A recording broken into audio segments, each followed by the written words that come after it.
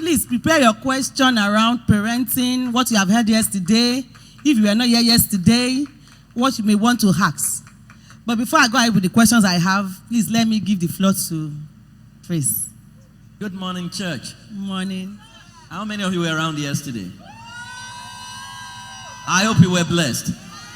Okay, so we're doing talk show because we don't want information overload. Because I could teach you on family for the next 1 month thereabout. I mean, it's something I've done for 19 years of my life. And there's a lot to teach. But oftentimes, we also need to hear from you so that we can narrow down on specific issues. But let me say this, that the most important nation on earth is your family. Because your family is the production factor of the society. If we want to heal Nigeria, we got to heal the family.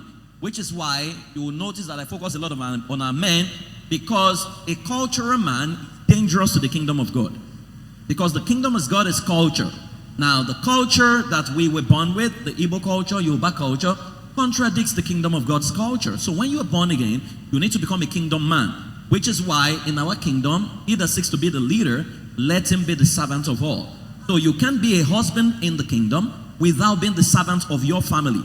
So you can't be a husband who just sits down and press remote control and command everyone. No, your role is to create an enabling environment where everyone's potential can find expression. Which is why you notice that everyone that came into the circle of Jesus, he made them better. So invariably, your wife should be better than you. That's why you are called the bridegroom, which means the groomer of a bride. So you must be a world-class coach of a world-class player. And don't be insecure. Don't worry. Your wife, whenever she goes, wherever she manifests, is gone in your name. A true test of your character, of your grooming ability, is a transformed woman who can manifest at the highest level. So I believe that today, right, you will transform your life and transform our nation. Nigeria is the way it is because we have held onto cultures that has not helped us. And I was quoting from the scripture yesterday. The Bible says, do not be conformed to the pattern of this world, but be ye transformed by uninstalling your self-sabotaging patterns. So there are those self-sabotaging patterns, what your father taught you, what your grandfather taught you, which has not benefited us. We need to get to the kingdom culture. And when we understand the kingdom culture, we produce a better society, ultimately a better nation, and ultimately a better world. So it's so good to be with you. I must appreciate your pastor and your pastor Mrs. They're both my friends. I mean, we come a long way, and I want to appreciate. I've had a fantastic time with your protocol team, everyone, the music department. Thank you so much. Yeah, thank you. Thank you. So I have one of the questions I have here has to do with father-son relationship. Okay. It's common. This question came from somebody, and the person said, which I could also relate with because I also have 2 boys and 2 girls. My husband tends to bond more with the girls than the boys. So what measure do we put in place to ensure father-son relationship? Some of our boys are not mentored. Okay, I said yesterday that parenting is discipleship. And discipleship starts with modeling. Now, if you look at the book of Proverbs, it was a father-to-son relationship that produced that book. It was David's relationship and mentoring of Solomon that produced that book. So, many of us, like the scripture I quoted, talking about self-sabotaging pattern. There was a self-sabotaging pattern that was installed in African men, which makes us appear more like Amadioha and Shango to our family than Jesus Christ, right? So we revel, we pride ourselves in the fact that I'm a no-nonsense man, So when I was growing up, if you had to go and talk to my father, you needed to do sign of the cross and pray and commit his heart into God's hand because you didn't know what to get. Now, that's no longer a love relationship. I never saw my father hug my mom. He only hugged my mom once a year that I saw, and that's usually when we cross over from 31st of December to 1st of January. The next time you would see it, and it's usually about 10 seconds transaction. So I was brought up to see that consistently. So how was I supposed to be romantic? How was I supposed as a man to learn how to give flowers to a woman, to take a woman out? I never saw my father do that. So by observing my father, I had become unconsciously competent like Amadioha, like Shango, like Ogun, and that is why when you see us talk about God, when we talk about a loving God, it doesn't move us as Africans. But when you talk about unkillable killer, the person that the one that has fire, you see how us flex our muscle because that's what has been installed in us. But we need to uninstall the self-sabotaging software and understand that as a father, the best way to look at it is to read the Lord's Prayer. Our Father. right? That talks about his identity. Who art in heaven? That talks about his domain.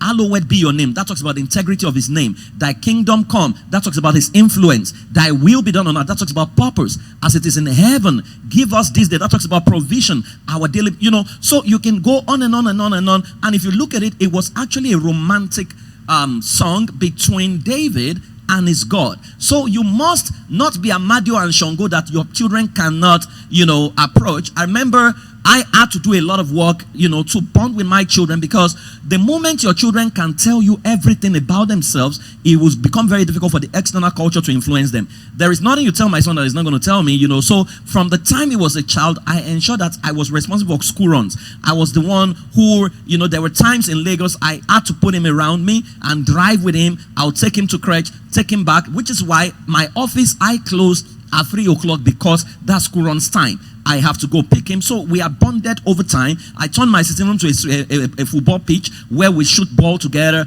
When he started learning music, I will sit with him. I will help him understand. I will give him scores. I will praise him. I will do all kinds of things. Because when you bond with your son, right, your son begins to become like you. And when your son becomes like you, your son will be a blessing to his world. Which was why I was sharing yesterday that I didn't teach my son to wash his plate after eating. He was born to meet me washing my plates after eating. So naturally, he believes that that's what human beings do. I didn't teach him to cook as a man. In my house, when he was born, his reality was men and women cook. So he doesn't understand that it's women's job to cook. He doesn't know. The first time he understood it, he knew about it, was his social studies textbook. When he was in primary 3 or 4, which the author put there, that daddy's job is to go to work, mommy's job is to cook, and he had to fight them in school to say this is not right, So what you need to do is to first of all transform yourself and move from Amadio-like leadership to Jesus Christ kind of leadership, where he had disciples who will recline, at his chest. He had people, the children could come near him. If you are a father and your children cannot come near you, you are not a father, because the tenet of fatherhood is actually source, the one from whom the origin, from which source flows from. That's what you are. So if the source is flowing from you and they can't return to you, you have lost the fatherhood. What you have become is a military ruler, and it starts from your relationship with your wife. If you are not the kind of man who can talk to your wife with grace, your children will not bond with you. In fact, the distance between son and father most times is because your son is rebelling against the way you are treating his mother. That is why he bonds with his mother, because he believes that you are a wicked man for you to talk to his mother, and the mother doesn't have a say. So his reality is shocking to him to say, what kind of man is this? Unfortunately, because unconsciously you are installing that soft sabotaging pattern in him. When he grows up, he will most likely become like you, right? Which is why we need to do a lot of work.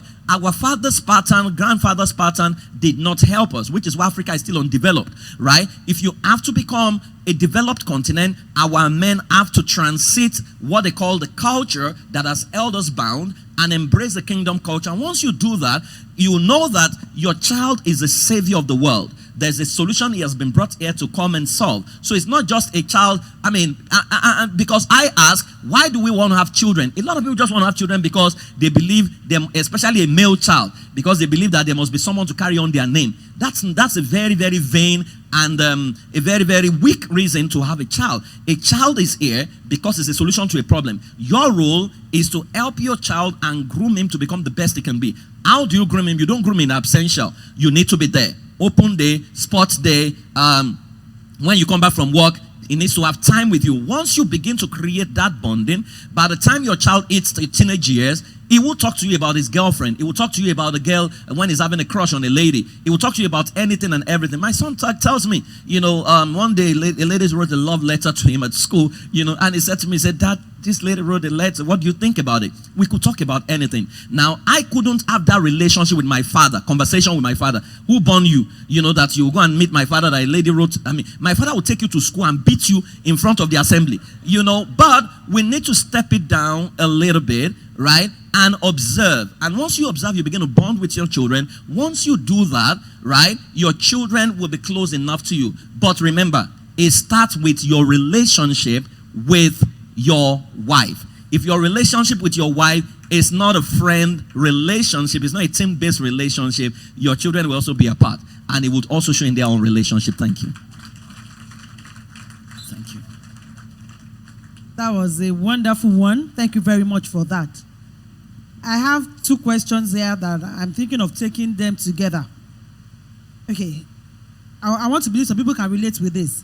Some families are challenged such that father, mother, son, daughter live in one room. And you talk about sexuality and all. How should we teach and practice sexuality in such an environment?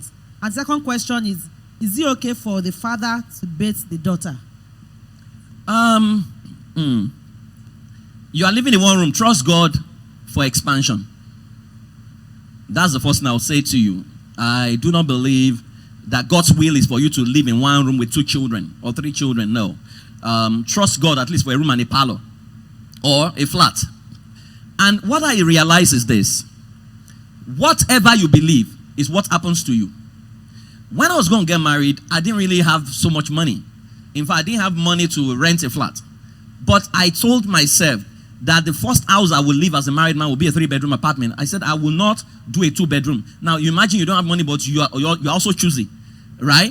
And why did I want a 3-bedroom? Because I always wanted a library in my house.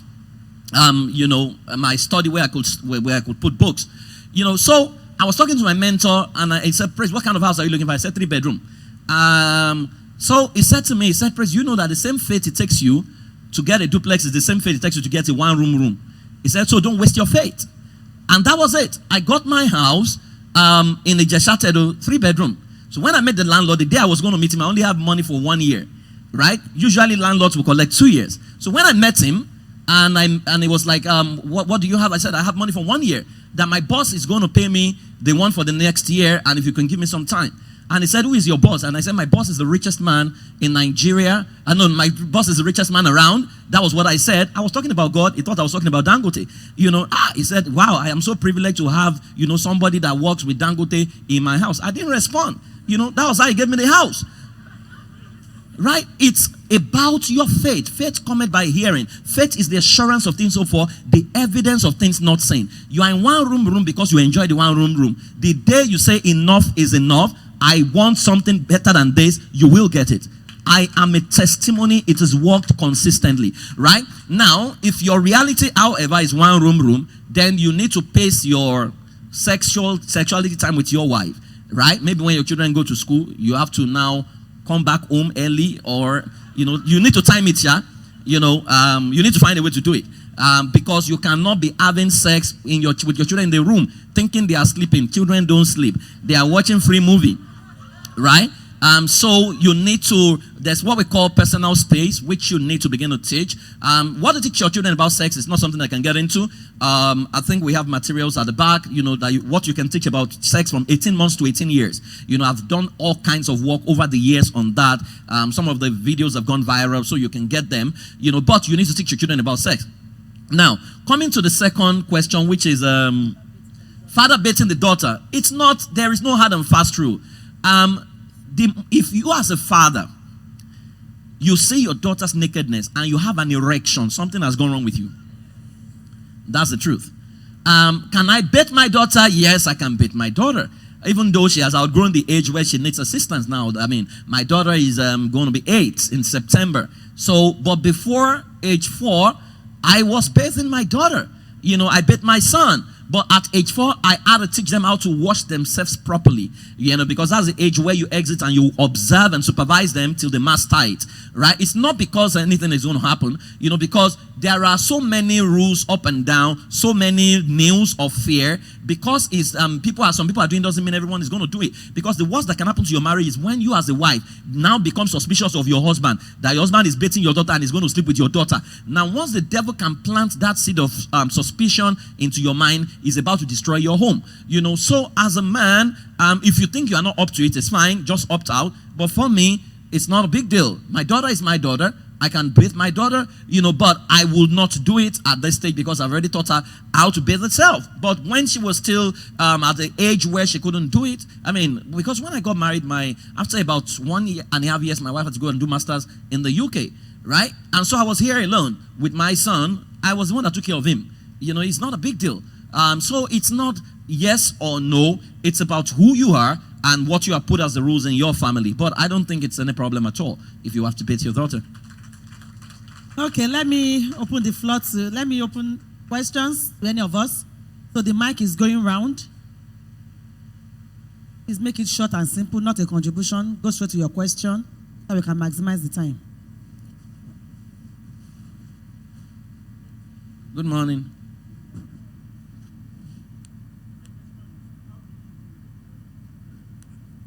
Okay, they need to put it on. Yes. Right. Good morning, sir. Yeah. So my question is, how do you heal from your parents with respect to communication? How do you heal? From your parents with respect to communication. So Okay. this is an instance. You know, there are points in life where you need parents, like where you need them in your communication, where you need them to talk, where you need them to give you some direction. And during those moments, they were not there. Yeah. Like, they were always like shutting you up, not giving you attention. And these things, you try to find it out yourself. So when you don't need them, they now tends to now come in and like, okay, I'm here. And you don't need them in that respect. That space again. Yes. Okay, the first thing you need to ask yourself is, why did your parents behave that way? Because never forget that hurting people hurts other people. Your parents cannot act beyond what they know per time. Right? So how were they socialized? My father was like that. My father never sat me down until he was 60. That was when he tried getting close. But I was out of the house. But when I began to ask him one day why he was like that, my father told me it's past, and I understood perfectly why he was like that. You know, people do the best they can with what they know. If your parents knew better, they will act better. Right? But you need to not focus on what they didn't do. Can you focus on what they did? They provided shelter. Right? All true. They fed you. Right? They paid school fees. So why have we chosen to focus on their area of weakness, which they had no control over? Right? Never forget that they grew up in a generation where a father, you must be tough. You must give instruction. You can't even sit with children. Right? So we need to excuse them for their failures and let the good they have done count for them against the failure. Because if you place what they have done right versus what they have done wrong, what they have done right far outweighs what they have done. In fact, what you call wickedness is their way of protecting you, even though they didn't know how to do it better, right? Which is why our generation must be an improvement on their generation. The problem will be when you now begin to do what they're doing, right? So don't say you don't now need them, because you will always need them, right? Because there was a time that you didn't know yourself. There was a time you couldn't even pronounce your name. There was a time, that you couldn't even feed yourself. Somebody fed you. Somebody was there for you, right? There was a time when you were born. Somebody took you to the hospital and ensured that you came out alive, right? They took responsibility at those times when you didn't even know whether you would survive or you wouldn't. There was a time you were sick that they had to rush you to the hospital. They borrowed money to pay hospital fee bill. They didn't tell you that story, right? So you didn't just arrive here by yourself as if you jumped down from heaven. There was a period in your life that they lost years that you can't remember. They were there for you. So, and those times they were there for you was what laid the foundation for the awareness you now have. Imagine they didn't send you to school to go and read and write. You won't be able to read the books that you now read that gave you enlightenment. So everything you say you become, there is still their fingerprint in between it. So let that good speak for them against the evil you can see. And that way you can heal. I'm just remembering my mom. I need to give her a call. Oh, that's a nice response. Thank you so much. Yeah. More questions? Okay. Praise the Lord, church. Hallelujah. Okay, my question goes like this. I've always been scared because I have more of girls in the house. I've been thinking of how to raise these girls when it gets to that teenage stage where they feel they are grown-up girls, like from 16, 17, they tend to get closer to the boys. How do you manage this stage? So they won't bring disgrace. So that they don't do what? So they won't bring this disgrace to you. Like, what is disgrace? Okay, what I'm trying to say is, you see them getting closer more to the boys. Yes. Keeping boyfriends. Which is fine. The rest. Okay, how do you manage so it won't get to another level? What is another level? Of sexual intercourse. Next level. Yes. Okay. Let me first say that you need to banish your fear, because what you fear the most is what you will attract. You are a prophet as a parent. You are a seer. What you see is what becomes your reality. So you need to change your vision and see your children turning out right. Right? Many of us made mistakes in our teenage years. We didn't die, we bounced back. So don't be afraid of failures or mistakes. Failure is simply a feedback. What you need to, however, do is raise your children with their esteem intact. Once a child's esteem is intact, it's very tough. I mean, the boys who your children get close to and they tell them funny stories, if you look at a girl and you say to the girl, you are a beautiful girl, and she begins to blush, is actually a feedback that the parents have not been telling her she's beautiful. Because if you have given her overdose of you are beautiful, especially from the father, what will take the guy to get her off her feet will be what the father has not said. Right? Now, you also need to create an enabling environment where your children can be honest. So if your daughter begins to say, Mommy, I'm having a crush on a guy, don't shout, don't scream. Tell her to invite the guy home. I mean, I have a young lady who lives in my house, and I was talking to her about, a guy. She said, there's a guy that is asking her out. I mean, she's even above teenage years, And so I said to her, tell the guy to come and visit you at home, that I want to see him. So the moment she told the guy said, no, that I cannot come. That how can she come to that if she was living alone, he would have come. So I told her that's already a red flag. Right? Because if he's confident of himself and he has no hidden agenda, he won't have a problem coming. Right? So you need to create an environment where if they have friends, they can bring the friends home and you can see who they are and question them. But above all, when you have you see, I said yesterday that parenting is an 18-year curriculum. What happens from age 19 is your report card. If you have properly discipled your child, I said, disciple a child as a positive terrorist, that when it's time to blow up himself, he does not change his mind. If you have done the proper thing from age 1 to age 18, you don't have to worry about your children. You can take them to any nation of the world. They will survive. The problem is we do a shoddy job because we don't even know how to parent. I mean, the way to parent is the way they are raising terrorists. When you raise a terrorist and he gets to the market and this is a fine girl, does he change his mind and he doesn't blow up himself? No, he will still blow up himself. So you need to worry about your knowledge on parenting and the information you are giving to your children and how you are raising them. And the modeling that you are presenting, the example you and your husband are presenting. Because many of us lie to our children. Every parent tells the children, when I was your mate, I was coming first. Can you produce a report card? We lie, and these children know that we lie. Then you need to understand the developmental stages in your children's life, because once your child becomes a teenager, you don't impose your will on teenagers. You discuss with teenagers and you balance their perspective. So if a teenager asks me, Mr. Praise, can you talk to me about sex? I will ask him, what do you know about sex? I want to know what you know, right? But parents forget that at teenage years, your child has grown. You still see them with the eyes of that toddler who was running around, and you impose your will. Thou shalt not do this. As long as a man, and once you do that, they will find a way to go and touch the fruit that you say they should not touch. That happened in the Garden of Eden. So you must become your children's friend, especially in their teenage years. Once you are the kind of parents who can discuss anything and everything with them, before the boy on the street comes and makes a demand on their... For example, I taught some teenagers, and they made it through their teenage years as virgins. Because I taught them about sexuality. When we were discussing sex, I said, that see, if you have sex, who gets pregnant, boy or girl? If you go through abortion, who goes through abortion, boy or girl? If someone dies during abortion, who dies, boy or girl? If there is no death, there are complications, someone loses a womb, who loses a womb, boy or girl? If there's no abortion, someone drops out of school because of pregnancy, who drops, boy or girl? If someone gives birth and begins to fry body and nepa, who does that, boy or girl?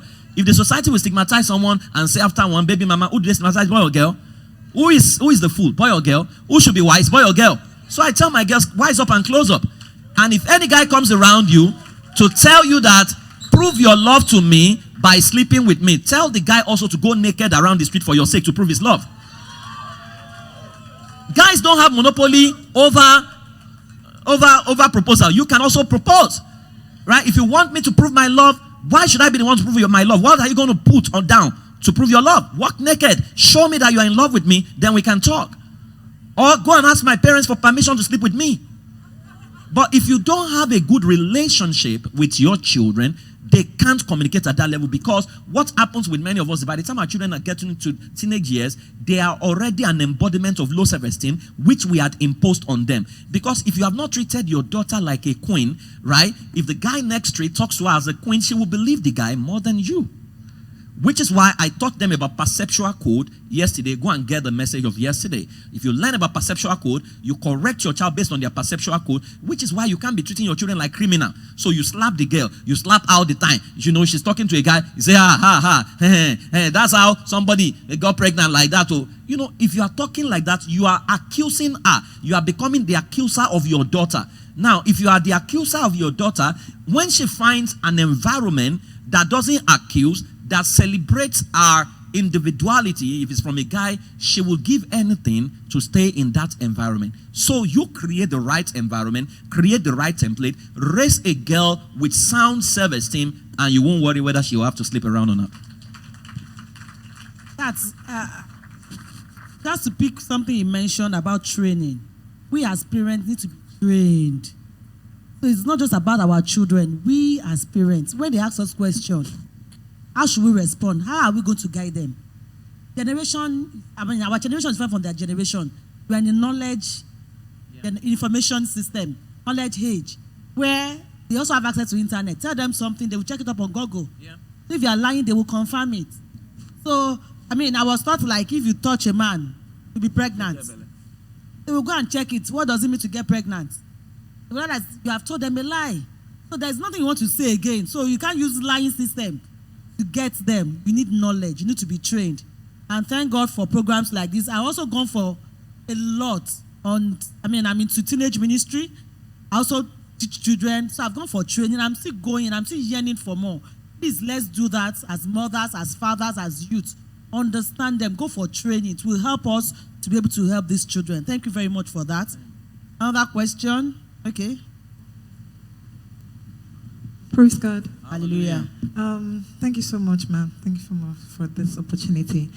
Yesterday, sir, you were speaking about people that come from different backgrounds, disciplinarian and the people that were from disciplinarian family. Discipline and domestication. Domestic, okay, yeah.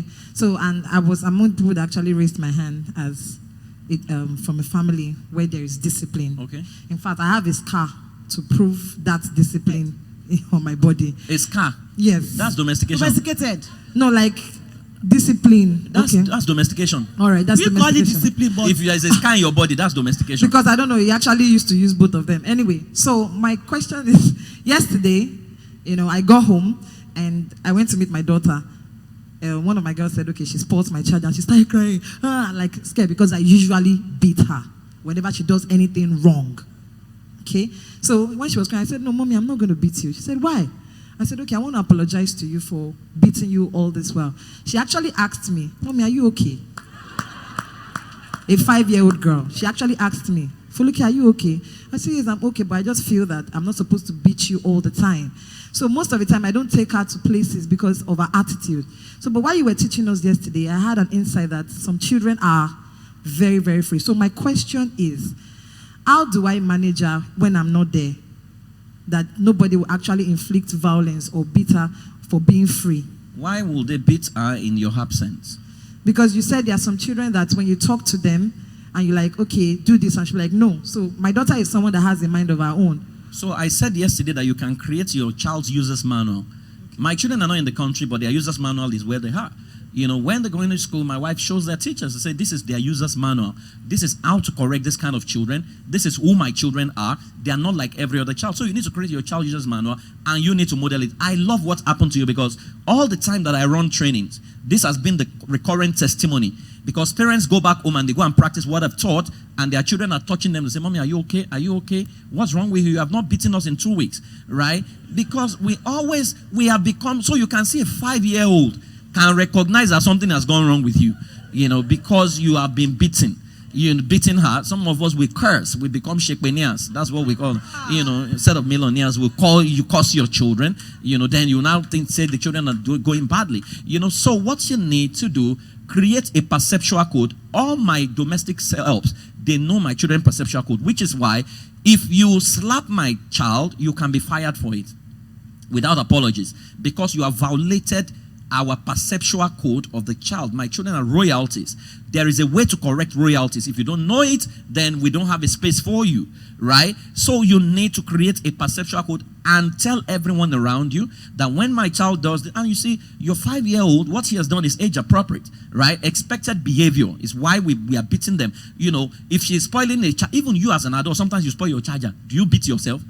So if you don't beat yourself, why do you think it's beating that resolves the problem, right? Maybe the child is just trying to explore to say what is in the charger, right? But you call it destructiveness. Meanwhile, it's not destructive. She's exploratory at her age, you know. So what you need to do, create your child's perceptual code and teach everyone around you what the perceptual code is. So for example, the first time my children went for holiday at my mom's place, my mom watches a lot of African magic.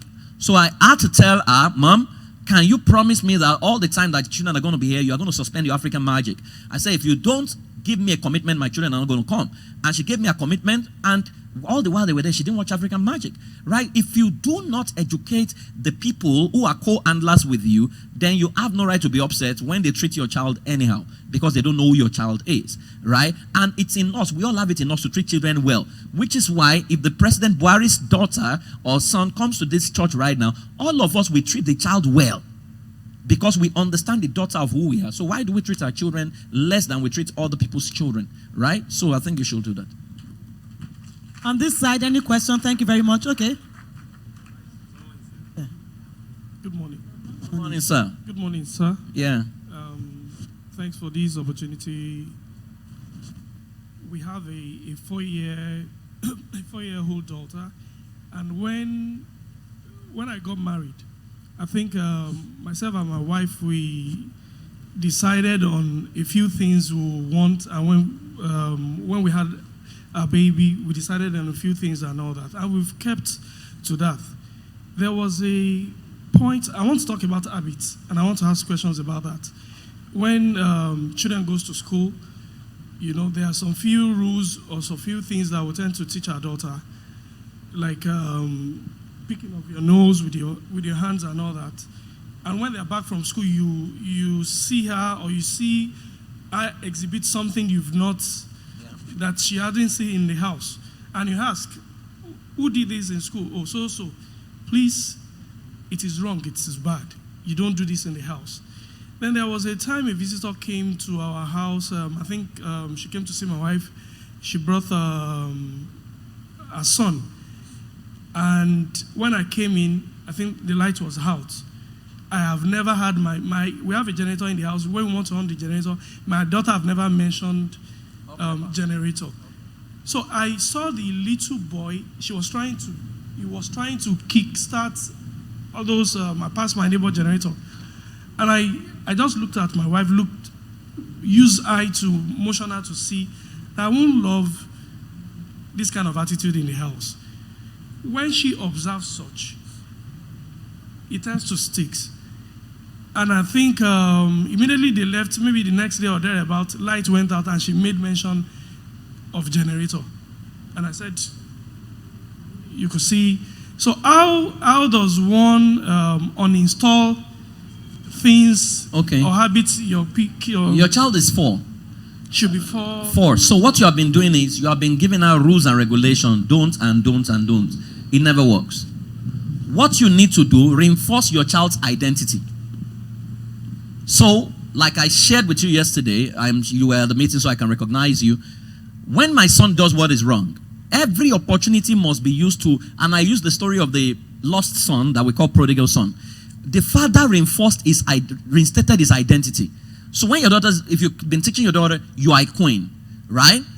Or let's say you are royalty, that's a perceptual code, or you are a diplomat, you know, this is the way diplomats behave, this is the way diplomats eat. You make her eat like a diplomat, you make her dress like a diplomat, you make her walk and talk like a diplomat, right? So when she does something that contradicts a diplomat or a royalty, the first question is, who are you? Say, I'm a queen. Okay, so if you are a queen, do queens do things like this? He says, no. So why did you do it? Right?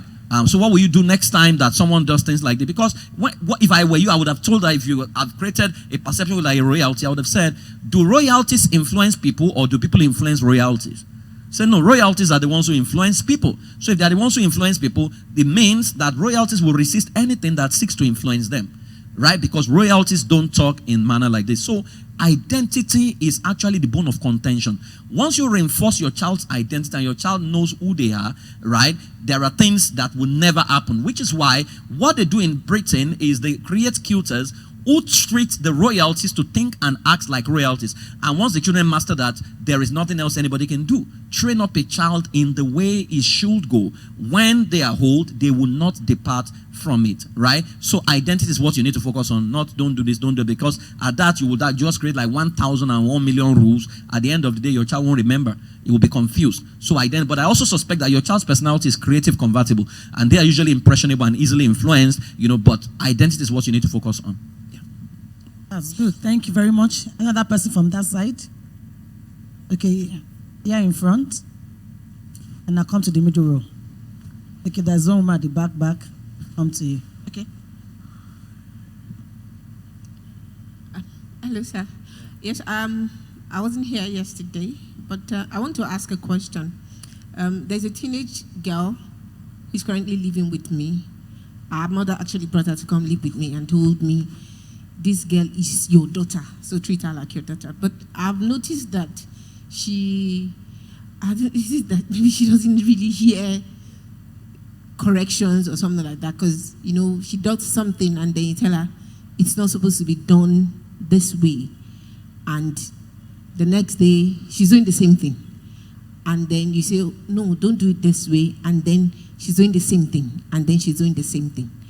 And I'm not used to violence, so I just allow it slide. But the thing is, this is someone who is going to probably stay with me for a long time. I intend to put her in school and really train her, because that's what I want to do for her. I actually like her a lot. And I'm thinking, how do I raise this girl? How many years has she spent with you? She just came. How old is she? Year. She's 18. So at 18, she's been in a school, in a culture that trained her for 18 years to become who she has become. Yes. So how long do you think it would take you to uninstall the pattern? That's what I'm asking her. How do I uninstall? Because it would take some time. So be patient. Okay. Right? She's not going to just stop being who she has been. It's not going to happen. Right? So be patient with her. Give her like 5 years. But again, the answer to your question was exactly what I told him. What is a perceptual code? What you need to do is reinforce his identity. And I shared the Norway model yesterday. Norway realized that every time they took prisoners to prison and they beat them, they went back to rob again.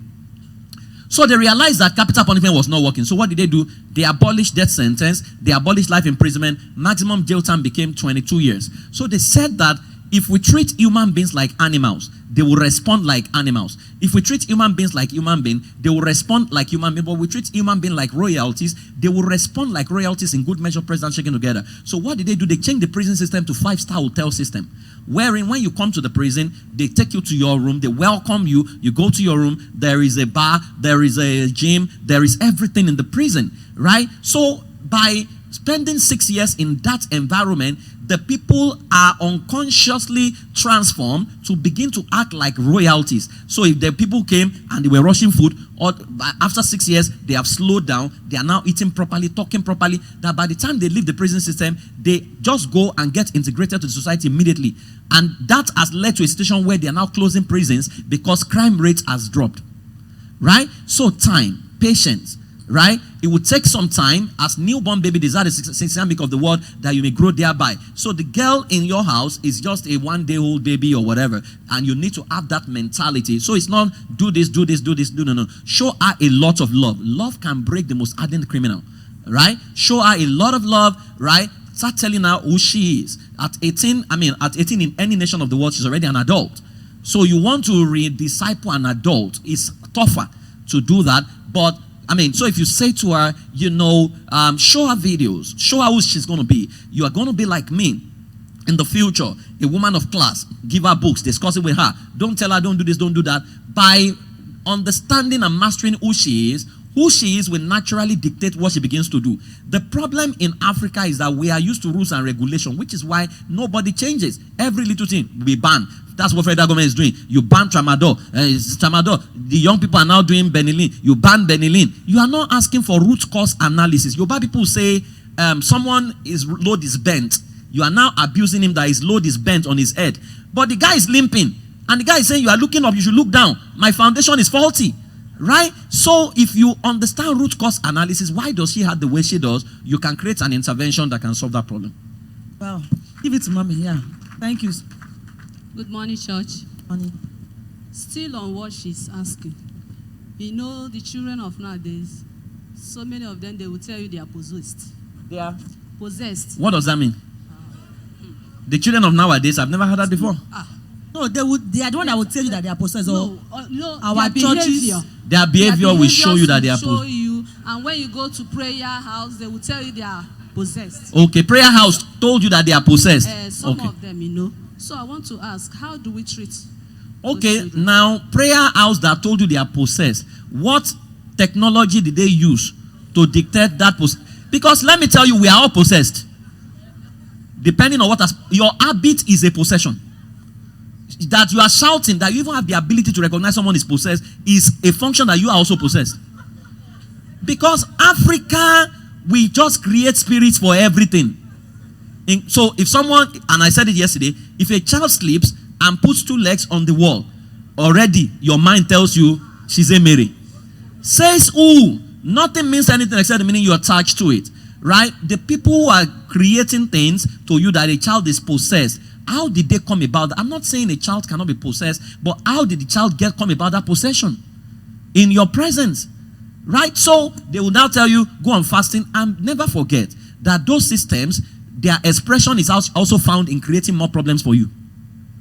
Because if Africa gets to a level where we no longer believe in demons, there are ministries that will naturally collapse. That their continued existence is dependent on the fact that they can tell you that someone has a Mary. There are some demons. You need 75. There are 75 people in your father's house destroying you and all those things. They find essence. That's why you are plugged to them. That's why those demons never go. That's why I am surprised sometimes we want to start service. We give attention more to the devil than Jesus. So we begin to say, so let's say we're doing this service 3 times. 3 times we are going to bind the devil. So did the devil resurrect after the first service? You know, it's an African thing. Which is why when you leave Africa and you leave, thank God, I mean, we have a sister from Canada. The first thing that will disappear on your list when you travel abroad is that your prayer list, some funny prayers you are praying will disappear. Because there are now scientific solutions for some of those things. Some of the children that Africa has classified as being possessed are actually genius, are being analyzed by illiterates. A woman told me in my class that she used to play a lot with water, and they said that she was Mami Water and they were casting Mami Water. Meanwhile, she could have been an oceanographer. She could have been a swimmer. Right? So it is, I think you need to take that out of your mind. If a man being Christ is a brand new creature, right? And if you check, love believes all things, hope all things, endures all things. How do you see and what do you see? It's a function of the word of God inside of you. I cannot see so they are not telling, how come every time you take your child to prayer meeting, they are not saying this child is possessed with wealth. They are not saying this child is possessed with technology. They are not saying this child is possessed with, in fact, many of people like Mark Zuckerberg and Bill Gates, if they were in Africa, they would have called them possessed children. And their invention would not have found expression. How come Africa is always talking about witches flying, one witch fly, she turned to a bird, the bird turned to whatever. I said, if witches are going to meetings at night, let us light up and create 24-hour electricity and see if they will still go for meeting. So please, don't bother your head. And if they say your child is possessed, lay your hands on your child by the name of Jesus, cast out whatever spirit, right? And insist what you want in your child. That's all. Stop running around. So don't have that impression that the children of nowadays, they are possessed. So a child dances, he dances, what's that? Shaku. Shaku shaku. You say it's the spirit of shaku shaku. He dances. There's no dance that is secular or spiritual. Dance is dance. Dance is dance. When David is dancing and he removed his clothes, if you were in Africa, you would have said, spirit of nudity. Everything is a spirit here. What's wrong with us? When are we going to grow? So please, madam, right? Look at your child. Is a child of God, came out of you. A good seed, a good tree does not produce bad fruit. If that child came out of you, it must be good. And if that child is possessed, you must have been possessed to have given birth to a possessed child. Hey, that was deep. That was deep. Thank you very much for that. One more from this row, then I'll move to the middle. One more here. Thank you, sir. Like yesterday, when we got home, myself and my husband, we rested. And we talked about things that we even slept at 2:30 a.m. Wow. What have you done to us? Yet, as the true African or the true Nigerian man, like you mentioned yesterday that your wife is your finance manager or finance officer. Yeah. I was trying to tell him that from now henceforth, because I've been telling him, you're a compulsive buyer. You buy just anything that is sold to you, anything that comes to you. You don't have savings. You are not saving for tomorrow, no investment, nothing. Money does not mean money in your pocket. End of your account is running zero. Okay. So I don't know how you can throw more light on that for him to understand it and know that you should abolish that Africanism in him. Thank you, sir. They brought your case to the Assembly of the Righteous. Thank you for asking that question. Olga, did she lie against you? She did not lie. Now you need to understand that your money is not your money. Your money belongs, you see, the mistake we make as Africans is the mistake our politicians are making. A governor becomes a governor and he thinks that the state's money is his money. No, you are a steward. Stewardship is not the same thing as ownership. Even though you are bringing in the money, you are a steward, custodian of that money. It's stewardship. That money is for your family. Your family is a nation.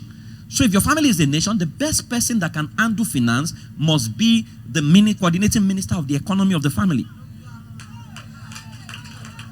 It took me 3 years. 3 years of pain to learn it. I made money. Those years, 3 years, I was training banks. I was earning 350,000 every day that I trained banks. But I was solving the problem of the world. My wife would warn me, would tell me, I would not listen. I say, what's wrong with you? You know, I would do another training. Blah, blah, blah, blah, blah. I was solving the problem of the world. But I thought I was financially intelligent. I was very stupid. But when we went to play cash flow 101, I saw my wife that she was making better financial decisions. And meanwhile, we'll be praying, God, every demon of whatever. I was the demon. So I had to cast myself out and hand finance to my wife. The moment I handed it over to her, they placed me on a budget. My budget for the month will be 100,000. Once you finish 100,000, you can't ask for anything extra. And in that 100,000 is my fuel money, is my feeding money at work. So I became financially intelligent by force. So all the people I was sorting before, I couldn't sort them anymore because I was limited to 100,000. Right? So one day someone called me, you know, a girl, I didn't know her. She said I'd been to her church to minister. She said they just increased last school fees to 117,000. She said, sir, can you help me? Normally before, honestly, I would tell her, come to my office and write a check. Go and pay your school. I won't verify. But I was limited to 100,000. So everything I would do would be within 100,000. So I said, I'm sorry. I would have loved to help, but I can't help you now because I don't have. Then she said to me, she said, sir, because of your influence, why don't you borrow so that when you have... I'm telling you a true life story. And you see, I said, I'm sorry, I can't help you because I don't have. Because let me tell you, your family members, they don't know that irrespective of the car you drive, there are times you don't even have money to fuel the car. They rate you in Africa by the brand of car that you drive, which is why I don't drive luxury cars anymore. Yeah, that's one of the reasons I don't drive luxury cars. Yeah, because they will rate you. So the person that you should give 1,000 to feels insulted, not knowing that the 1,000 was from the 2,000 you have left. Right? So please, your money will not always flow. Oil will not always be available. Every nation that had oil had created an economy that's no longer dependent on oil, except Nigeria. Which is why the future is bleak. We keep getting into loans and debt. And it's the same way in your family. You will not always have the kind of money you have right now. God sends you money as a family oil so that you can create other sources or income generating assets. If you miss that opportunity, I interviewed a man in Surulere. I used to live in Surulere, Nikololu. I interviewed a man who was a gate man, just got a job as a gate man at 69. And I took instructions from him. And I asked him, sir, why are you getting a job as a gate man? He said, my son, money came many years ago. He said, I did not have the wisdom to save and invest. Say, my son, if there's any lesson you must learn from me, when money comes, say, money is a currency, right? It's a current. It always will flow where to the man who knows how to manage it and multiply it. That was what that man told me. Which is why money usually flows from the poor to the rich. Because the poor, when money gets into their hand, they think of frivolities. I must show people. I must buy the next car. I must travel abroad. The rich, that's why your uncles who are rich, you call them stingy. They are not stingy, they are financially intelligent, and they don't want your foolishness to mess up their own intelligence. Which is why they live on a budget. Truly rich people are stingy. You call them, they are not stingy, they are just financially intelligent. Because they didn't plan for you, so why should you appear to come and upset what they have planned? So my brother, for the sake of your children, for the sake of your future, if your wife is a better money manager, surrender yourself to her from today. Hallelujah. And I will ask you when next I see you. And you know, this goes other way around. My husband is our own finance manager. Fantastic.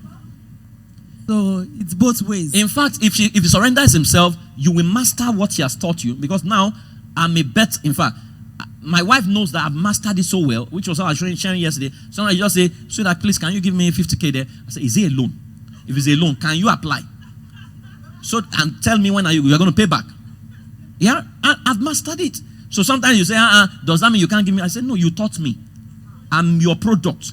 So I'm a good student. So don't come and upset what you have installed. Right? So, yeah. Please. That's a good one. Thank you very much. For the middle row, I'm coming to the back. Thank you. Praise God. Hallelujah. My own question goes like this. Now that you have bridged the gap of the whole this with the new generation, what are you recommending so that there won't be lapses in the margin of the old time and the present time? Take for example myself. I am an old man. My father loved me so much, he will come to my level to discuss all sorts of things with me. Do the younger people have that regard for their offshoots? That's my question. Okay, I think I've answered it with the young man who asked the question about his parents. Life is about balance.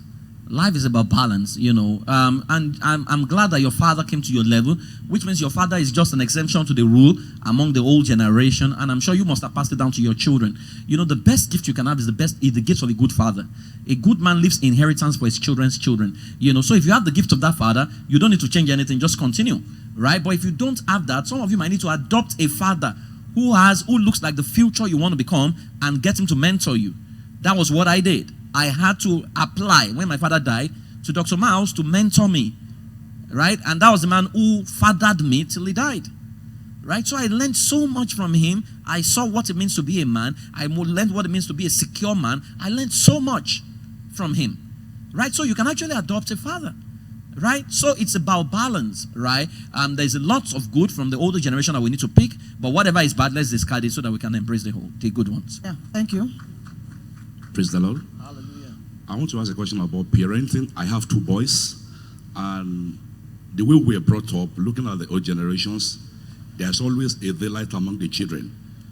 You find there's always what? A delight that you have among the children, that one thing will just prompt you to love this one more than the other. Yeah. Favoritism, right? Favoritism, yes. Yeah. So I have a lot of expectation on my first son, which he does certain things I thought the younger one will never do it. So if I give them punishments, I can easily overlook the punishment for the younger one. But when the elderly one, it takes the mother's intervention to let me overlook at times. Because of my expectation is high. He does certain things that I do expect from him. I see that one now trying to cripple him into me by having a kind of favoritism. When I give them punishments, I have a softened heart for the younger one. Not like the elderly one. So how do I overcome that? Were you around yesterday? I wasn't around yesterday. So go and get the message. I did a couple of minutes on that. Right? What is happening is that you are destroying your first child. So very soon in the future you realize that first child is not doing well, and you will begin to run around for destiny recovery for firstborn. I saw those kind of meetings around Lagos, and we went to investigate what was happening, and we realized that a lot of parents, they use their firstborn as a specimen in the experimental lab of their parenting, and the specimen never survives. So by the time the second-born comes, they've learned enough and they do it better, right? Your child is not the same as the second child. If your firstborn is cocoa, that was what I shared yesterday, and your second-born is corn, and your third-born is rice, 3 different seeds, 3 different planting, 3 different caring, 3 different grooming. What it means is that your firstborn, it will require 7 years for you to harvest him. But the second-born, in 3 months, you have harvested corn. So which means in 4 times in a year, you can harvest him. So what we usually do is to begin to say, you corn, I am so proud of you. You are making me proud. You now begin to use corn to abuse cocoa. Meanwhile, by the tenet of the content of cocoa and the DNA of cocoa, cocoa is not meant to be harvested in 1 year or 3 months. So by the time rice is done, ready in 8 months, you now begin to say, hey, so you put a lot of pressure on the firstborn. Meanwhile, by the DNA code of that firstborn, it will only be ready in 7 years. And by the 7th year, one harvest from him will mess up every harvest from the second and the third. So what you need to do, don't put unnecessary pressure on your firstborn, is a child must not be unfortunate for him to be the first to arrive. Let's break this down. God does not know about firstborn, secondborn, thirdborn. It was human invention. What God wanted is for a child to arrive on this planet. You were just a channel through which the child arrived on the planet Earth. Nothing more. Every other thing is addendum. So don't say he's a firstborn. Firstborn doesn't mean he must be the leader of the family. If his destiny is a teacher, and the secondborn's destiny is an IT person may earn more than a teacher. It doesn't mean the teacher has failed. He's fulfilled in his right. Fulfillment is what is more important. Let's stop generalizing children and comparing them based on what we call intelligence. Our intelligence is even subjective, which is why first in class is not first in life. If first in class were first in life, Buhari will not be your president, Dino Melaye will not be in the house. Right, so let's step it down. That's why you need to master parenting. There's a book at the back that I recommend, if I commanded them to go and get, Out of the Box Parenting. It will solve all this problem for you. And I have a course that I think it should be available tomorrow on my website. It's 21-day parenting challenge. What to do in 21 days to transform your parenting journey, right? You can take that course as well. It will change your perspective about, because a lot of us in Africa, we are damaging our firstborn. In the name of, you want him to turn out right, you want to be the leader of what, you want to be, no. It doesn't have to be.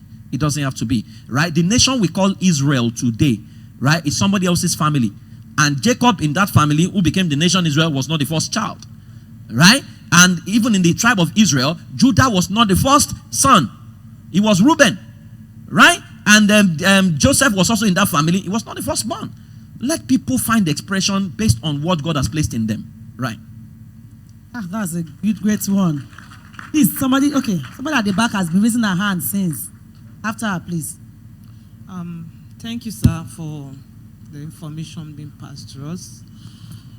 I was not around yesterday, but I want to ask a question.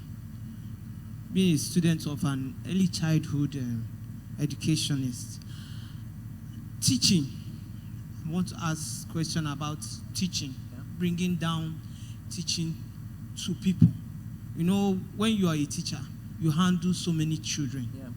You talk to from different backgrounds. Yeah. Now, I want you to marry this statement from the Bible. It says, sparing a rod to spoil a child. What chapter of the Bible? It's not in the Bible.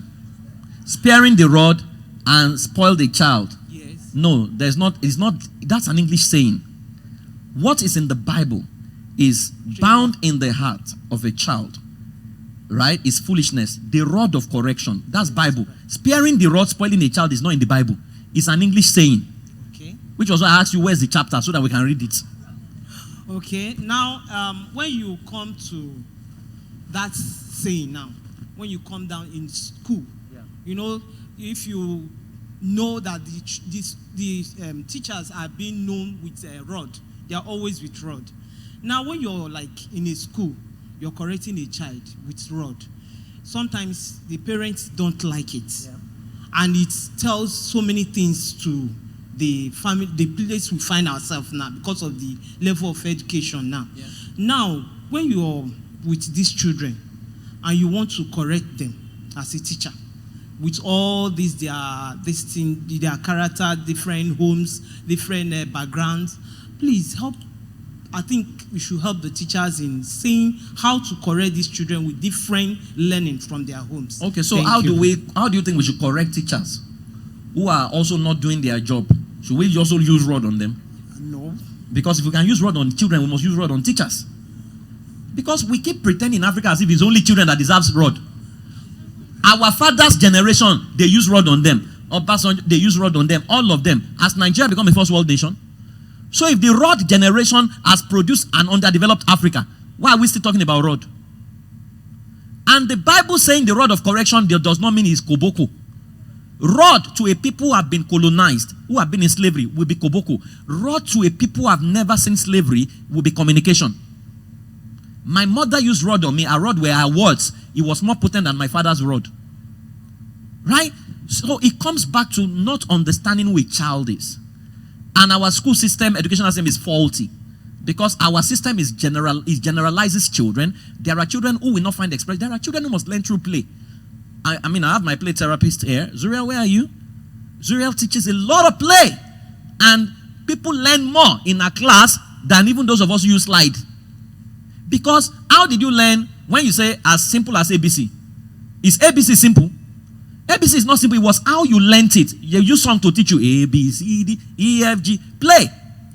That's how it became simple. But maths, 2 times 1, 2, it was tough. Because they didn't use song. Right? So, I think teachers need to understand. And you see, I don't believe in the Nigerian curriculum that's producing our teachers. Because, in fact, I don't believe any teacher should be beating students. And I'll tell you why.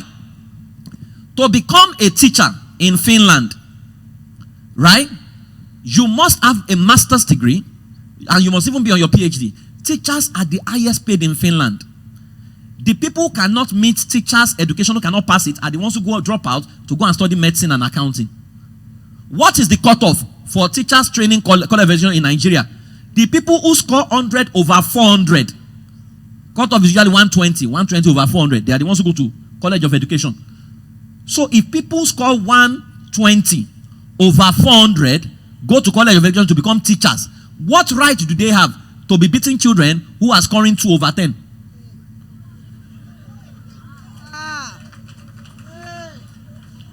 Which is why our college of education, the first thing you notice that is producing teachers with low self-esteem.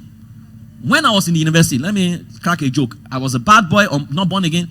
When the girls in our university, when they do shakara for us, we will go to college of education in Ikere Ekiti. Just by arriving at their gate and flaunting our ID card, as students from University of Adoek, the girls will rush us. Those are future teachers. So how can low self-esteem teacher produce healthy children? And I gave all kinds of demonstration yesterday. Because you will judge a child wrongly when your esteem is not intact. I have raised children. I went to Ajegunle, spent 8 years of my life every Sunday evening with children who were the worst set of children, right, that they had in Ajegunle. Some of them, I picked them from Brussels. I spent every Sunday evening with them, right, for 8-9 years of my life, every Sunday. I have seen the result today, right? Last month, we produced one of them. It was the first PhD holder from that system, Ghani, right? Miracle has finished his master's. I see all of them, some of them have become doctors.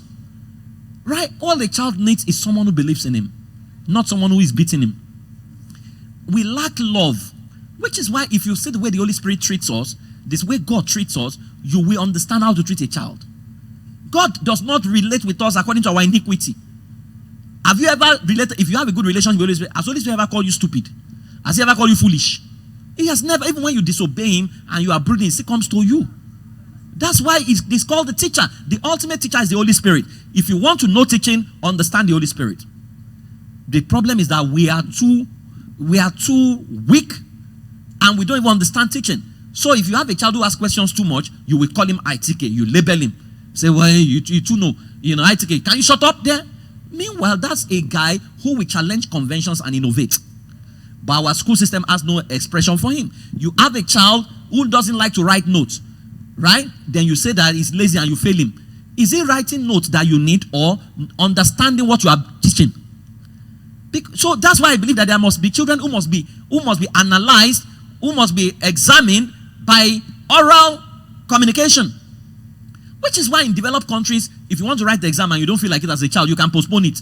Here, whether you feel like it or you don't feel like it, or you must write it. If you don't write it, no second chance for you. What kind of system is that? So my sister, in teaching children, right, observe Jesus. Let the children come to me. Do not prevent them, for theirs is the kingdom of heaven. Play with children, play. It's only in Africa that we get worried when a 4-year-old cannot read. Where we get worried when a 2-year-old cannot read 1 to 100. Why does he need 1 to 100? Okay, you read 1 to 100 at age 2. Who have you become? Are you Mark Zuckerberg? Are you Bill Gates? Are you Bill Clinton? Are you Obama? You are not even Buhari. Who have you become? I think we just love to get busy. Keep up with the Joneses. So you see a school, our school, British curriculum, American curriculum. Even the people, parents are deceived. They don't even know what British and American curriculum is. So if you don't know something and they say it's here, you will believe it because you don't know what it is. What is British curriculum? What is American curriculum? Because you can't teach British curriculum here because the tools that is required to teach British curriculum, we don't have it. British curriculum, you must have a psychologist in your school. How many are in our schools? None. A professional counselor is there. You don't have it. You don't have the tools. So what are we talking about? So everyone is just deceiving everyone. So you pay heavy school fees, because say in our school we do ballet. Ballet. So parents don't know what they are looking for. And that's why so you don't even know what to ask for. And I told them yesterday, your child's potential must determine the school he goes. If your child is showing musical ability, the first question you must ask when you get to the school, can I see your music lab? It's not maths, English teacher, no. When we getting lesson teachers for my children, I interview the lesson teachers. So I took them off school lesson. Because I cannot understand what you want to teach from 2 to 4 that you couldn't teach from 8 to 2. Because you must pay extra. If you really want the lesson, then don't make us pay. So I move my children out of school lesson because if you can't teach them to master it from 8 to 2, why should I keep my children from 2 to 4 again? So I move them out. So whenever I want to hire a lesson teacher, I'm the one to interview lesson teacher because not every math teacher can teach my son. You must be a creative math teacher to teach my son. You must be able to use games, you must be able to use songs to teach him. And not many people can do that. So if you understand parenting and teaching, you will understand that there is so multidisciplinary approach to teaching. The first thing is, who is this child? Right? So you have visually oriented children, you have auditory children in your class, you have kinesthetics children. Yet you want to teach them the same way. No. Right? So you become a creative educator. Unfortunately, our system doesn't have place for creative because every lesson must end in 40 minutes. So even if a child has not mastered it, you must end it. So what are we teaching? No wonder we can't invent. No wonder our curriculum has passed. I mean, you don't even want to talk about it. It's obsolete. And that's what we are pride. So in our mediocrity, we still even give award first position. Even though when you cross that first position from Nigeria to UK, you realize that nothing has been taught. Right? So, but you can be an exceptional teacher, which is why go online. There are so many teaching tools, teaching aids online. Learn about a child. You can create. I mean, I love to create content for children. And that's one of the things I'm going to do in the days to come, outside Nigeria, creating content, for children. That's what I love to do. And you can see that we can do a whole lot if we tap into the power within us. I hope I've answered your question. Thank you very much. 2 more questions, one from the back.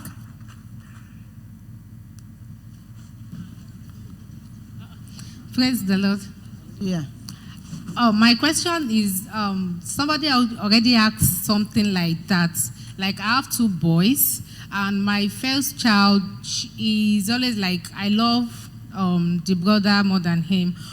And my question is just that, how do I correct that? Because he had that in his brain already. There was a time I was laying in his bed, and I saw a note, like, Mom, now I know that you love my brother more than me.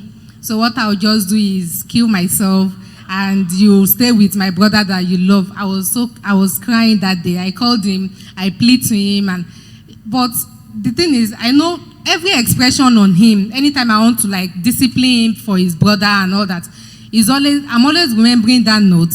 And I don't know, am I supposed to stop disciplining him? What do you call discipline? You say we use this discipline, and I'm very worried. What do you call discipline? Okay, now maybe the brother will just come. The brother likes to report a lot. Yes. Mommy, that Siva slapped me. Mommy, that Siva said called me big head. Okay, good. Let's take that. That Siva called me big head, he slapped me. What's your response? So most of the time I'm always like stand up, beat him back. Did you question him? So yes. What you are doing is I questioned him, and most of the time it's always like, I told him not to step on this place. He stepped on it, and I told you I don't want beating in this house. But you beat him.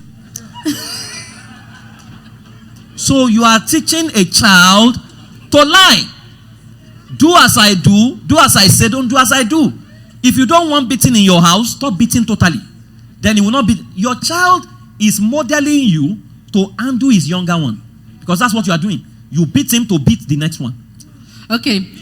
Concerning beating, like I want to use their father as an example. The father always tell me something. There was a time he was telling me like all his friends, he was born in Ilasa. He said all his friends joined secret cults when they were in school, even those that didn't go to school. It was the only one that did not join. It was not like it's just because of his father, that his father always beat him. That his father, as in the man beat him. So it was the beating that didn't make him join secret cult. That was what he told me. I can show you 10 people who were beaten, and the beating they joined secret cult. So you can see how so that became a rule now. So he passed, part of the inheritance was beating. My sister, you need to go back home and apologize to that boy. You have trained him to beat, and he has perfected the art of beating. You should reward him for being a good disciple of you. Because the boy is a perfect representation of you. It's an award he requires, not a beating. For modeling you so well that he has perfected how to beat the younger one. Because that was what you did to him. So please, show these children love. Were you around yesterday?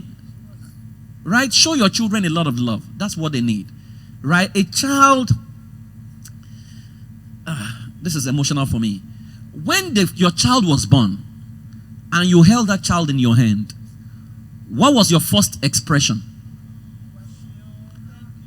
You were excited.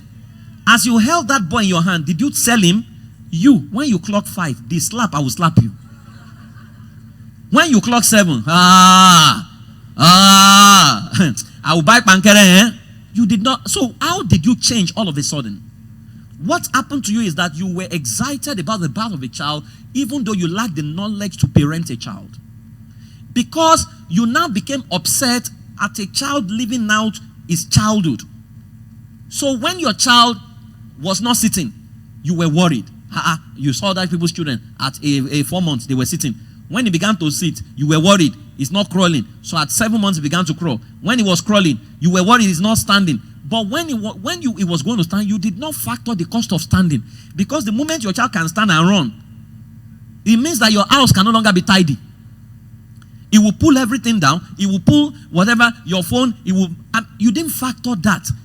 And if you had factored that, the next thing you should do is, how must we arrange our house so that it doesn't destroy things? So you put things at a particular height where his hand cannot touch. You didn't do that. Then you are beating him for spoiling your charger, for spoiling your phone. You should beat yourself for your negligence at putting the right things in the wrong places. So we need to understand the developmental stages of a child and let our children be children. Instead of, that's why we say that you cannot teach a child thinking like an adult. In fact, you cannot be a child's teacher without first of all becoming their student. If you become a child student, you will know how to relate with a child. Which means, go back to when you were a child. Play the games you played with them. You played as a child. Play with your children. And that you will yell less. You will shout less. You will have enough peace in your house. You will not need to beat. Right? My son was having a discussion. He said, it was my daughter. He said, I know my father will not beat me. He will talk to me about what I've done wrong. Because everything you do to your children, you are creating memories. What memories will they have of you when they grow old? My foster father, Dr. Miles, taught me that praise, he said to me, praise, your child must not attach pain to your hand. He must attach warmth and love to your hand. So he said to me that whenever he wants to beat his children for the offense that require beating, that he has a basketball, table tennis bat. You know, he has a pad. So he beats his children in his bum bum. He says, and it's very on rare occasion. And I to internalize that. Some of you, your hand is a source of pain to your child. You slap a child, you beat a child, you use a bell. What has it done? What have you done? Like your bad people. They say needle is missing. You went to call Shongo. The cost you went to call is bigger than what is missing. Because many of us are transferring aggression. Why you are beating your child is not what your child has done. No. Is the pain maybe from your place of work. Maybe your boss talk to you. You wait, your madam, and you are a man. Your madam talk to you anyhow and say you are a useless man. And you wish you could actually slap her, but you couldn't. So naturally you are looking for the next person to inflict that, and your child becomes the recipient of your pain. Please, let the pain stop in you. Let children grow up normally. Let's create an environment fit for our children to live and to thrive. Thank you. Last question. Thank you very much. That's the last question. Good morning. Good afternoon. Thank you very much. This is the best teaching I've heard in a very, very long time. I've not been to church in a long time, so thanks to my friend that brought me today. My question here is, why do women find it difficult to transfer love to another person's child? I've had these issues with my neighbors, and when they want to be their helps, like they beat them like they're not human beings. And it's not like it's one person too. Like I've seen it, I've been to 23 states in Nigeria, and in all the places I've been to, I see the same thing reoccurring, mostly in the women. They hit these kids because they're not their children, like they are animals. Why do you think they find it difficult transferring that same love from their children to their domestic help? Thank you very much. You've asked a fantastic question, which I answered yesterday. If you have a house help and you are coming to church and I can identify your house help from your children, you are not a Christian. You are not. You are not. You are not a believer in Christ. You are not. Because I don't know how to do it. Ask everyone who has lived in my house. What I eat is what they eat. What I treat, the way I treat my is the way I treat them. I don't know how to live a dual life. If you have another life than the life, then you are not a believer. You are a hypocrite. You are pretending. And I said to people, never hire a house help if you are not going to adopt that house help as your child. Because your house help, you may be the last hope of that girl living a good life. And you now beat them. Some of you overwork these girls. Are you aware that if you hire a house help that is less than 18 in Nigeria, it's a criminal offense? Are you aware? In fact, it's called child trafficking. So if your house help is less than 18, you better adopt her. Number two, I do not believe many of us need house helps. We use house help because it's cheap labor. Because, madam lives in Canada. What's the cost of hiring a house help in Canada? It's expensive. You can't afford it. So let's say in Nigeria now, government now says the minimum wage for a house help is 150,000 per month. How many of you will still hire house help? Because many of you are hiring a girl who has been totally messed up. And you now expect her and you pay her peanut. In fact, you don't pay her directly, you pay her madam. And madam never gives her. That girl is bitter. You now expect her to treat your home right, make your home well. No. The real house help that can treat your home right, pay me. Hire me as your house help. Pay me ₦1 million per month and see a house help. And see the way I would run your home for you. Right, but we hire cheap labor. A girl messed up. Maybe her father raped her. 7 men gang raped her from the village. She now made it to your house. Which your house you say is a Christian home. So she made it to heaven and you are giving her a hellfire treatment. You must be an L accreditation officer. And if you do that, don't call on God because the love of God is not in you. Who you are is what you output per time. It means you don't love humanity. If you love humanity, you will treat the next man like yourself. So guys, we can do better. How much does it cost to dress up these girls? Do you know what dressing her up does to her esteem? To clean her up? Take her to the salon. Watch her. Let her look like a human being. Let her parents see her and not even be able to identify her. Send her to school. Let a girl graduate from your house as your house help and point and write a story of how she moved from house help to become a medical doctor through you.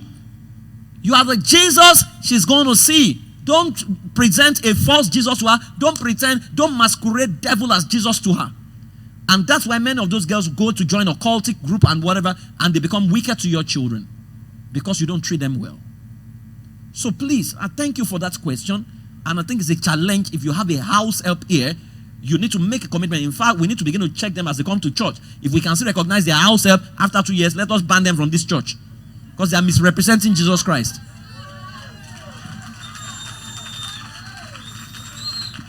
And if you have maltreated your house help, go back home and apologize to her. Don't tell me that you are paying her. How much are you paying her? How much are you paying her? She's a human being, for crying out loud. My pain is that some of you came from a humble background. And I don't know why the people from humble background are the ones who are the most wicked when they now have a bit of money. You forget who you used to be. I can't forget I sold Zobo in front of churches in this Lagos. I painted houses 500 naira for people in this Lagos. I did all kinds of menial jobs. Can I ever forget? I earned 15,000 naira my first job in Lagos. I can't forget. That's why I can't treat people anyhow. My office has a flat structure. I sit in their office. We do things together. We eat together. You know, if you see me jest with the office cleaner, you would think it's something else because I never forget where I'm coming from. It's the grace of God that has brought me here. I must not forget. He says, bless the Lord, O my soul, forget not his benefits. Some of you forget too quickly, which is why God has never lifted you beyond where you are. Because the little he has lifted you, you are an embarrassment to him, and you are a pain to other people. If God has set you free, it's to set other people free, not to put them in your bondage. Africa loves for people to worship you. You think that everyone must owe you. They don't owe you. It's a privilege to add value to their lives. Let us grow up. Let us grow up. All my children in Lajegula, I told them, I said, I'm not waiting for you to give me anything. I don't need anything from you. It's a privilege. And thank God I went to work for them because everything I did for them is what has paid off for me right now. It's a privilege. In fact, I didn't know we were going. I wrote an article this morning, you know, how I almost lost my calling to 15,000 salary. Right? So I had to do it. It's called the sacrifice of love. Sacrifice of praise. It's a sacrifice. Love is not about what you stand to get. It's about what you start to give. And it's actually found when you can do something for someone who cannot pay you back. Some of you have done something for something, he's not paying you, he's not paying you back. He says it's ungrateful. Excuse me? Who gave you your breath? Who gave you your money? You came here with nothing. So let's wake up, please, and add value to humanity. Let's heal the world as Christians and not contribute to their pain. Go back home, beg that girl, take her tomorrow shopping, you know, clean her wardrobe up, give her a proper room. Let her become like your daughter. Let her speak Queen's English. Because if you don't train her, she will undo everything you're doing. Let that girl grow. Be the Jesus to her. And disciple her and set her free. Everybody who came to Jesus, they were made at the end of the day. Make your house help. Move them from house help to daughters. Thank you. This is so perfect, so on point. And I pray that the Lord will help us to do the needful in Jesus' name. Amen. Pastor has a question. Somebody's question, okay. But I think it's important. And in case you can't do what praise, just recommended, then you don't need a house help. That's just right. do the work yourself. That's right. But somebody is saying in his mind, how will I get money to 2 shouts get help? Then you don't need house girl. All right. Okay. Someone asked this question and it's something I can answer, but I think I will want you to answer that. Yesterday you said that, and I've preached that over and over again, that if you're a husband, your wife doesn't know what you earn, blah, blah, blah. I mean, your husband or wife, they don't know what each other earns, and it's like finances is run like a secret cult. Yeah. Somebody is now saying that, what do I do because I know my wife is reckless and I will never allow her know, because once she knows I'm in trouble, she's going to come with all kinds of this, and it's like that's going to cause more conflict than the peace I've generated by running a secret cult model. Okay, so what do we do? It's very simple. If you have a wife who is a spendthrift, it must have been a pattern she picked up from where she's coming from. So she's a good ambassador of the parents that produced her. The only problem is that how can she be spending the money she's not generated? You know, which is what is happening in Nigeria. There are states generating nothing, yet sharing from what the national pulse. There are states who are against beer, for example, but they are sharing from the money that beer is producing. I thought by their religion they should reject the money from beer, but they are collecting it, right? You are not in a family to be a liability to the family. You are here as an asset, which is why everyone that is able in a family must be able to generate an income. Now, so in Nigeria, they have the federation account. They have the internally generated revenue of every state to say that this is what you are generating. So if you are spending more than you are earning as a wife, what you are doing is a prophecy into your future, that in your future, you will still need a job at 40, at 60. You will still need to get a job at 70. It means you are saying bye-bye to financial freedom and wealth. So if I were you as a husband, you need to sell to her a vision of a future and allow her choose. So if I were you, I would drive her around Lagos to Banana Island, show her all the houses there. I would drive her to VGC. I'll drive her to Shonibare Estate. Then I will take her out of the country, take her to Dubai. Show her all those things. Ask her, do you want this kind of future? She says yes. What do you think we need to do to be able to afford this kind of houses? If she's reasonable, and if you marry a human being, because some people didn't marry a human being. If it was a human being you married, she'll begin, this life is good though. So it means, maybe what we need to begin to do is to begin to save towards it. So what do you think we need to begin to save to be able to afford this life in 10 years? Right? So what must we cut off right now? So can we agree that 60% of our earning will go into investment so that we can create this future while we live on 40%? Okay? And to achieve this, can we place ourselves on a budget so that we know what accrues to everyone portfolio per month and we will stay within that limit? Because you have shown her a vision, right? She would agree. So if what accrues to her is 60,000, what accrues to you is 60,000, you can even make it, balance so that nobody's cheating anybody. So from her 60,000, if she wants, she knows that was what my wife did to me. You are limited to your budget in your portfolio. So if you now want to spend extra, it's your business. But so what we do is, my wife created what she called an escrow account. Escrow account is the account for your future. The money that enters escrow account cannot go out. It only goes out in the direction of assets. So even if you are sick, you cannot put money from escrow account because it's money for the future. If someone is dying, you need to help. You cannot put money from, because it's saved away from you. Our escrow account has no ATM. It has nothing. It's only transfer in direction of the fund manager. Right? And that saved my life. Because, in fact, initially it was tough because my wife would just mop all the money. I would now be seeing like 15,000 in my account. And me, I love to be seeing money in there. It's bad behavior to like to be seeing money. Right? My wife just saved it away from me. And it did help. Right? So, the Bible says there is much treasure in the till of a wise man, but the foolish spendeth it all. A definition of a foolish person is someone who spends everything that comes in. So, if you show her that scripture, don't call her a fool, but she will know whether she's a fool or not. Which is why you cannot catch me by Ajoebi. I don't do it. I can't do it. I don't do Ajoebi. I don't do Ajoegbe. I don't do anything. And because if I keep buying Ajoebi, one year I saw how much I saved by not buying Ajoebi. I was amazed. Right? I saw how much I saved by not going to eateries. I saw how much I saved by cooking my food for lunch to work. I saw how much I was saving because all this buy mama put, buy this thing. If you don't know, all this 1 year like that, I stopped drinking Coke. If I saw how much Stop Coke. I stopped Coke. Okay. I stopped Coke. You see me around with my water. I buy my blender, I juice everything I need to juice now. Right? I live healthy. Now, when I banned Coke, that year, what I would have spent on my budget for Coke was over 280,000 that I saved. Meanwhile, what is Coke doing to my body? Damage. It's killing me softly. So I saved the money, and I was seeing it. So the moment I saw it, I sold it to my wife. My wife also stopped Coke. The children stopped fizzy drinks. We started doing juices and smoothies, and our health became. In fact, when we introduced that, our children didn't go to the hospital for 1 year that we started it. So guys, many of the things you are spending are things that you can do without. In fact, I learned that there is a difference between your want and your need. When you are thirsty, Coke is a want. The need is water. That's why after drinking Coke, you are still thirsty.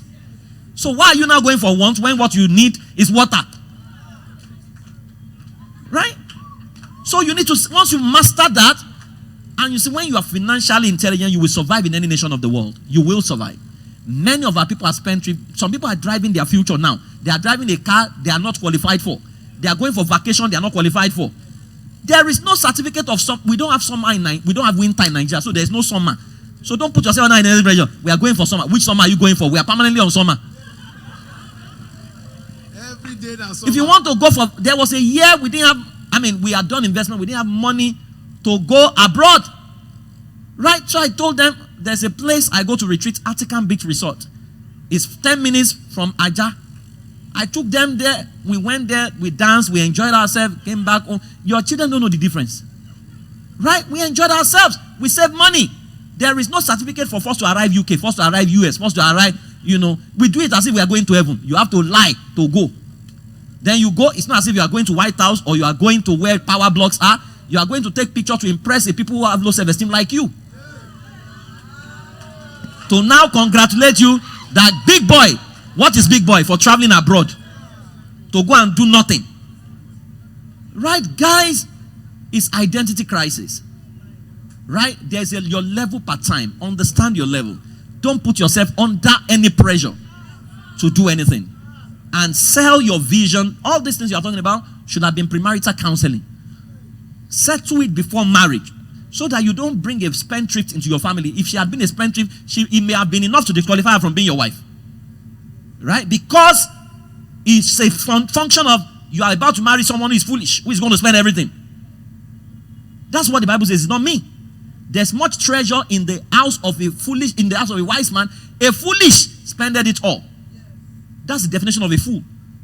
And a foolish man is the one who sees evil and still goes ahead. A wise man sees evil and hides himself. So there are a combination, is a parable of two fools. Plus the person who proposed and the person who accepted proposal, both of them are the same. 2 plus 4. So don't complain about what you are permitted. So guys, go sell the vision to your spouse, right? And move on. And please, women, I need to beg you. And men, if you are spendthrift, there's no glory in it. Right? You are not earning yet you are spending. Right? If in accounting, it means your account is going to hit red. It means you are going to be bankrupt. It's only a function of time. Right? I don't have friends who wear brands. I love to wear brands, but I don't have friends who with this and say, what brand are you wearing? What brand are you wearing? The good thing is that God has made me with a good body. Whatever I wear sits well on my body. When I was buying fairly used, nobody knew. In fact, people were asking me, how can... It's not a function of the brand. It's a function of my body. It sits well. I know what to wear, and it's fine. You can't catch my wardrobe. There will never be a day that my wardrobe will be richer than my library. It will never happen. I traveled abroad, came back.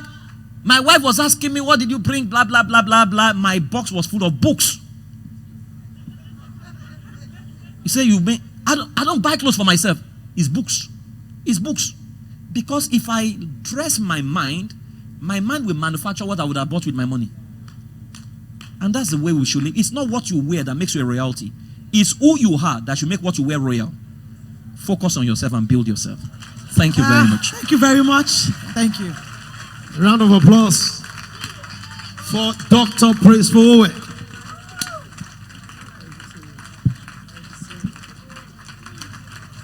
Can we just keep clapping? That was beautiful, awesome, magnificent. I'm sure we learned something today. And if you were here yesterday, I'm sure you also learned. Now, please sit down. Thank you so much. Let me make this 1 or 2 announcements. I believe it's worth our time, right? Because I know we've gone beyond the closing time, but I think